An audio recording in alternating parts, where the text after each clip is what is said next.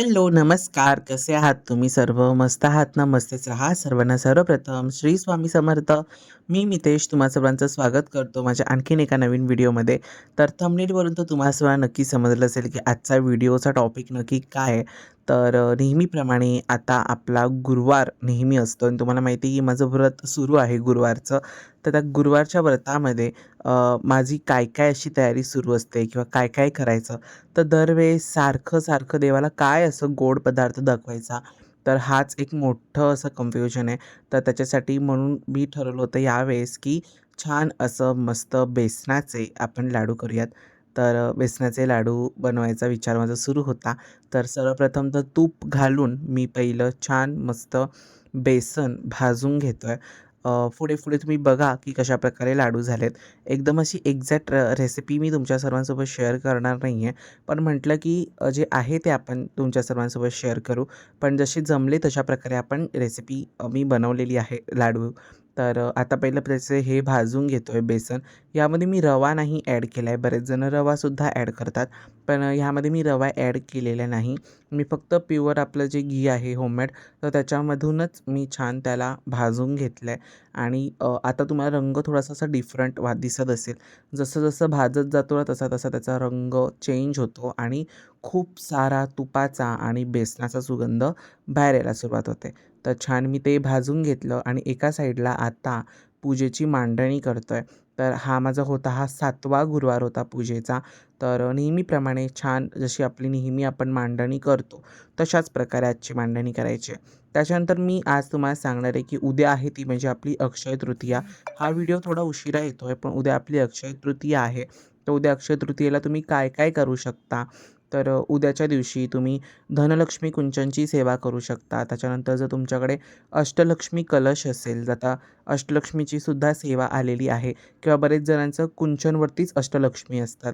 जर बरेच जणांनी ते पर्चेस केले असेल, तर तुमची अष्टलक्ष्मी आणि धनलक्ष्मी कुंचन एकत्र पूजा होते. तर तुम्ही ती सुद्धा पूजा करू शकता. त्याच्यानंतर बरेच जण सत्यनारायण सेवा करतात, तुम्ही ती करू शकता. त्याच्यानंतर मग अक्षय कलश, जो अक्षय कलश म्हटला जातो, तुम्ही त्याचीसुद्धा पूजा करू शकता. तर उद्या भगवान विष्णूंची सुद्धा पूजा करा. उद्या खूप महत्त्वाचा दिवस आहे. असं म्हणतात की उद्याच्या दिवशी जे काही शुभ कार्य करायचं असेल, तर त्याला मुहूर्त बघावा लागत नाही. तुमची घराची वास्तुशांती असू दे, घरभरणी असू दे किंवा काही असू दे, ते तुम्ही उद्याच्या दिवशी मुहूर्त न बघता उद्याच्या पूर्ण दिवसात तुम्ही ते करू शकता. तर आता इथे मी माझी पूजेची मांडणी करतो आहे. तर सोपी आहे पूजेची मांडणी, जास्त काय अशी मोठी नाही आहे. तुम्हाला जशी जमेल तशा प्रकारे तुम्ही ही पूजेची मांडणी करू शकता. तर आता इथे गणेशाची स्थापना वगैरे करून घेतो आहे. पहिली पूर्ण मांडणी करतो आणि मग पूजेची सुरुवात करतो. त्याच्यानंतर उद्याच्या दिवशी तुम्हाला देवाला गोडाचा थोडासा का होईना पण नैवेद्य बनवून दाखवायचा आहे. तुम्ही पूर्ण जेवणाचा दाखवलात तरी चालेल किंवा तुम्ही साधं गोड पदार्थाचा जरी दाखवलात तरीसुद्धा चालेल.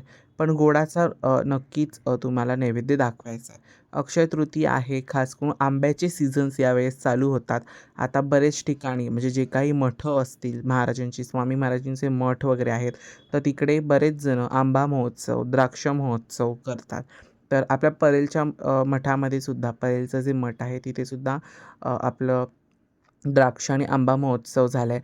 त्याच्यानंतर माझ्या मते उद्या जो करी रोडला मठ आहे, विजय दत्त श्री स्वामी समर्थ मठ म्हणून, तर तिकडे सुद्धा उद्या आंबा महोत्सव आहे. मागच्या वर्षीसुद्धा हा आंबा महोत्सव होता आणि माझ्या आयडियानुसार तरी मला मिळालेल्या माहितीनुसार तरी नंतर तेच आंबे गरजू व्यक्तींना दिले जातात खाण्यासाठी.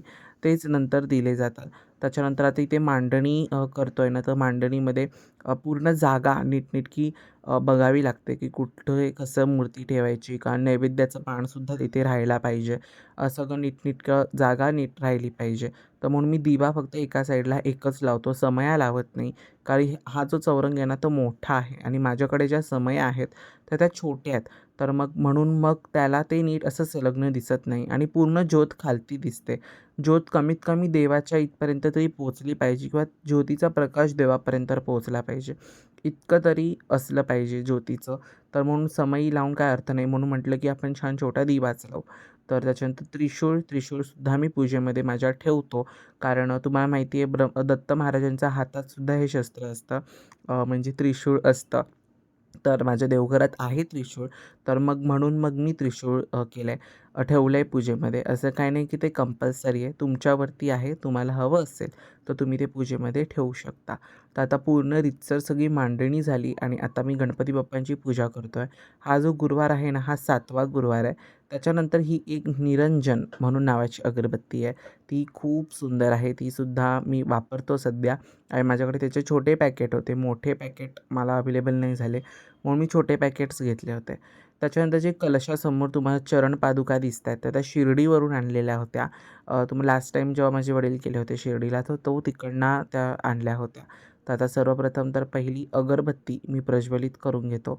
गणेशपूजन झालं आहे आणि त्याच्यानंतर आता मी अगरबत्ती प्रज्वलित करून घेतो आणि गणेशाला छान मस्त ते धूप, दीप असं ओवाळून घेतो. नैवेद्य मी एकत्रच करतो सर्व देवांना. सर्वप्रथम नैवेद्य तर आपला खडीसाखरेचाच असतो. तर म्हणून खडीसाखर ठेवलेली आहे. त्याच्यानंतर गणपती बाप्पांची पूजा झाली. नामस्मरण करत करत संपूर्ण पूजा आता मी पूर्ण करून घेतली. त्याच्यानंतर आपण जे काही आपलं धूप, दीप, नैवेद्य असतं ते करतो. त्याच्यानंतर आपण आरती करतो अशी कपूर आरती. तर हा धूप आहे त्याच्यावरनंच मी धूप आरतीसुद्धा करतो. आणि त्याच्यानंतर आपली ही गुरुवारची म्हणजे 7वा गुरुवारची पूजा खूप सुंदर आणि मस्त झाली आहे. चौरंग मोठे असल्याच्या कारणामुळे सर्व वस्तू चौरंगावरती आरामात राहतात आणि छान पूजासुद्धा करता येते. बघा कशाप्रकारे पूजा झाली मला कॉमेंट्समध्ये नक्की सांगा. हे 9 गुरुवारचं व्रत आहे, हे 11 गुरुवारचं व्रत नाही आहे. 11 गुरुवारच्या व्रताला आपण कलश स्थापन करत नाही, असंच स्वामींना ठेवतो. पण जेव्हा आपण 9 गुरुवारचं व्रत करतो, तर तेव्हा आपल्याला अशा प्रकारे कलश मांडावा लागतो. त्यानंतर हे चरण बघा ते पण खूप सुंदर दिसतात. महाराजांच्या वेगळ्या तशा पादुका पूजल्या जातात, पण शेवटी हे सर्व देव एकच आहे. त्याच्यानंतर छान लेपन केलं होतं, छान अशी मस्त रांगोळी काढली होती आणि सुंदर असा धूप घरामध्ये मी लावला होता. धूप वगैरे लावलं ना, की इतकं पॉझिटिव्ह वाटतं, की काय सांगू, खूप छान वाटतं. त्याच्यानंतर म्हणून मी ह्या वाटीधूपासूनच तोच प्रज्वलित करतो आणि त्याच्यामुळे सुद्धा खूप प्रसन्न वाटतं. तर त्याच्यानंतर आपली सगळ्यात महत्त्वाची सेवा असते ती म्हणजे नामस्मरण. तुम्ही 11 माळी नामस्मरण करू शकता. म्हणजे जप जो आपण करतो तो तुम्ही 11 माळी करू शकता किंवा सिंपली तुम्हाला जास्त जर जमत नसेल तर मग तुम्ही 1 माळसुद्धा जप केलात तरीसुद्धा चालतो. पण नक्की करा, नामस्मरण नक्की करा. तुम्ही लिहिण्याची जी सेवा आहे तुम्ही तीसुद्धा करू शकता. वाचनाची सेवा आहे, म्हणजे आपण वाचन जे करतो देवाचं पारायण वगैरे, पोथी वगैरे वाचतो, तुम्ही ते सुद्धा करू शकता. त्याच्यानंतर जपमाळ आहे, तुम्ही ते करू शकता. आता मी सध्या नवीन सेवा सुरू केली. तुम्हाला याच्या आधीच्या व्हिडिओमध्ये सुद्धा मी सांगितले की ती नवीन सेवा मी सुरू केलेली आहे. ती म्हणजे आपली श्री स्वामी समर्थ नामाची लिखित सेवा मी सुरू केली आहे. तर मी ती सध्या सेवा करतो आणि त्या सेवेचे खूप छान अनुभव आहेत. तर अशा प्रकारे सर्व काही गोष्टी असतात. पण तुम्ही ह्या सर्व गोष्टी तर आपल्या करायच्याच आहेत. देवपूजा, देवांचं सगळं हळदी-कुंकू वगैरे सर्व करायचंच आहे. पण तेवढंच आपण नामस्मरणाला सुद्धा महत्त्व देणं खूप गरजेचं आहे. त्याच्यानंतर आत्ता मी बसलो आहे दुसऱ्या सेवेसाठी, ते म्हणजे श्री स्वामी समर्थ लिखित नामस्मरण सेवेसाठी. तर आता छान मी नामस्मरण सेवा लिहितो आहे आणि लिहितानाच मी म्हणजे मी काय करतो माहिती आहे का, सध्या जप तर आपला असतो श्री स्वामी समर्थ, श्री स्वामी समर्थ आपण जपमाळेने तर करतोच. पण जेव्हा मी लिखित नामस्मरण सेवा करतो तेव्हा मी तारक मंत्र गातो आणि एक वेळा माझा तारक मंत्र बोलून झाला की मग मी लिहिताना जसं श्री स्वामी समर्थ, श्री स्वामी समर्थ असं लिहितो, असं करतो. आणि मग जपसुद्धा होतो, लिखितसुद्धा होतो. म्हणजे तुमचं एका वेळेला 2दा नामस्मरण होतं. आणि हे जे माझे पेज आहे ना, मी अख्खं पेजभर लिहितो. जे माझं नामस्मरण आहे ना महाराजांचं, ते अख्खं पेजभर मी दररोज लिहितो. आणि सध्या आता माझे आठवडा होऊन गेला आहे. मागच्या गुरुवारी मी सेवा सुरू केली होती 6व्या गुरुवारी आणि आजचा 7वा गुरुवार आहे. तर आठवडा होऊन गेलेला आहे. आणि मी काय करतो माहिती आहे का, दररोज वरती अशी एका साईडला तारीख टाकतो आणि काही शुभ दिवस असेल तर म्हणजे आता पुण्यतिथी होती आपली 15 तारखेला, तर पुण्यतिथीच्या तारखेला मी जे नामस्मरण केलं, तर तिथे असं ॲड्रेस बॉक्स करून मी पुण्यतिथी, श्री स्वामी समर्थ महाराजांची पुण्यतिथी अशा प्रकारे लिहून ठेवलं. आता जेव्हा मी उद्या नामस्मरण करेल म्हणजे 19 तारखेला, 19 एप्रिलला, तर 19 एप्रिलला आपली अक्षय तृतीया आहे. तर मी अक्षय तृतीयेचं असं वरती लिहीन ब्रॅकेट करून की 19 तारीख अक्षय तृतीया. म्हणजे लक्षात राहील की ह्या दिवशीसुद्धा तो सण होता आणि त्याच्यानंतर आपण नामस्मरण करतो ते सुद्धा त्याच्यामध्येच राहतं. त्याच्यानंतर आता पूर्ण आपण जे काही नामस्मरण आहे ते लिहून घ्यायचं. तुम्ही ना दररोज 1 पान लिहू शकता किंवा तुम्ही 2 पान लिहू शकता. तुमच्यावरती आहे, तुम्हाला जसा वेळ मिळेल तशा प्रकारे तुम्ही लिहू शकता. त्याच्यानंतर मग आता नामस्मरण वगैरे माझं झालं. ती वही माझी महाराजांच्या समोरच असते. त्यानंतर मी जे पीठ भाजून घेतलं होतं आपलं जे बेसन मी भाजलं होतं त्याच्यामध्ये थोडे ड्रायफ्रुट्स ॲड केले आणि त्याच्यानंतर त्यामध्ये भरघोस तूप मी घातलं. पटकन चुकून माझ्याकडनं भरघोस तूप पडलं आणि तो लाडू बनवायला गेलो मी आणि त्याचा झाला पेढा. पेढा म्हणजे ते आपोआप दबत जात होते. पण जसे ते सुकत होते, त्याच्यानंतर जसे ते सुकत गेले, मग ते त्या सॉईल रूपामध्ये आले, म्हणजे कडक व्हायला सुरुवात झाली. एकदम काही कडक नाही झाले, जसा असा सुंदर मऊसूत लाडू लागतो, अगदी तशा प्रकारे झाला. आणि फक्त आहे ना ओले होते, तूप जास्त पडलं होतं आणि मी काय डालड्याचा वगैरे वापर केला नव्हता, प्युअर घीमध्ये बनवले होते महाराजांसाठी. तर मग म्हणून ते पूर्ण असे दबत होते, पण छान लागत होते. चवीला सुद्धा अप्रतिम झाले, अगदी परफेक्ट गोड झाले. असं नाही की एक्स्ट्रा गोड झाले, जास्त गोड झाले किंवा गोड कमी झाले असं पण नाही. शेवटी ही महाराजांची कृपा आहे आणि त्यांच्यासाठीच मी ते बनवले होते लाडू आणि थोडेसेच बनवते. तुम्हाला दिसत असेल की पीठ केवढंच आहे आणि तेवढ्याशा पिठापासूनच मी थोडेफार बनवले होते महाराजांसाठी. कारण महाराजांना बेसनाचे पदार्थ खूप आवडतात. तुम्हाला जर काही गोड बनवता नाही आलं तर महाराजांना कांदा भजी आवडते. तुम्ही कांदा भजी बनवू शकता, बटाट्याची भजी बनवू शकता.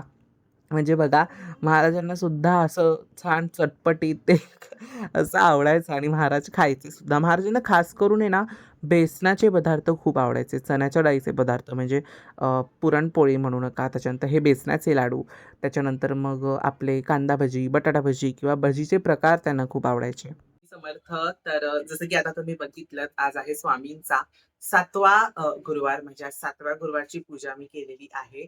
तर स्वामींसाठी दर गुरुवारी काय गोड बनवायचं, काय गोड बनवायचं हा एक मोठा असा टास्क असतो. पण काय नेहमी आता गोड बनवू, कधीतरी मी शेवई बनवली, तर कधी काय असं बनवलं. तर आज म्हणून मी छान हे तुपातले बेसनाचे लाडू बनवलेले आहेत आणि ते जरा लाडू नाही तर मला पेढे वाटायला सुरुवात झाली, कारण ते दबतायत आणि कारण घी माझ्याकडनं अति पडलंय. ऑलरेडी आता एवढंसं तूप उरलंय, तर ते तुम्हाला दिसत नाहीये.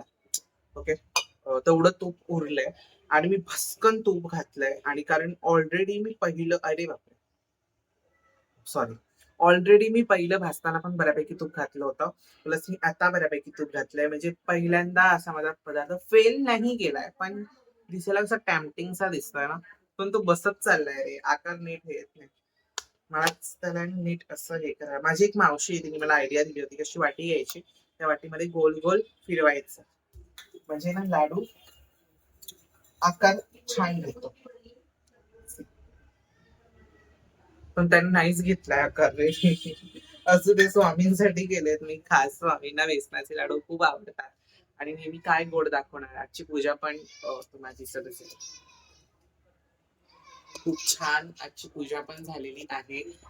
जसे महाराजांना मला नेहमी असं वाटतं ना, की महाराज नेहमी असे छान असले पाहिजे, अगदी ते तसेच. खूप छान आजची पूजा झाली आणि आता हा नैवेद्य मी डाळ फोडणीला घालतो आणि हा नैवेद्य महाराजांना दाखवतो.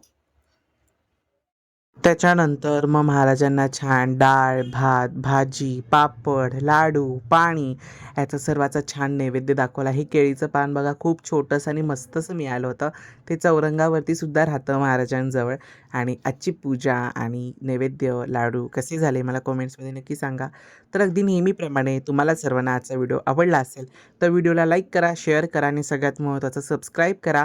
पुन्हा भेटूयात अशोध्याच्या एका नवीन व्हिडिओमध्ये. तोपर्यंत सर्वांना बाय आणि सर्वांना श्री स्वामी समर्थ. आणि पुन्हा एकदा म्हणजे आता तुम्हाला सांगतो मी ॲडव्हान्समध्ये तुम्हाला सर्वांना अक्षय तृतीयेच्या खूप खूप खूप शुभेच्छा.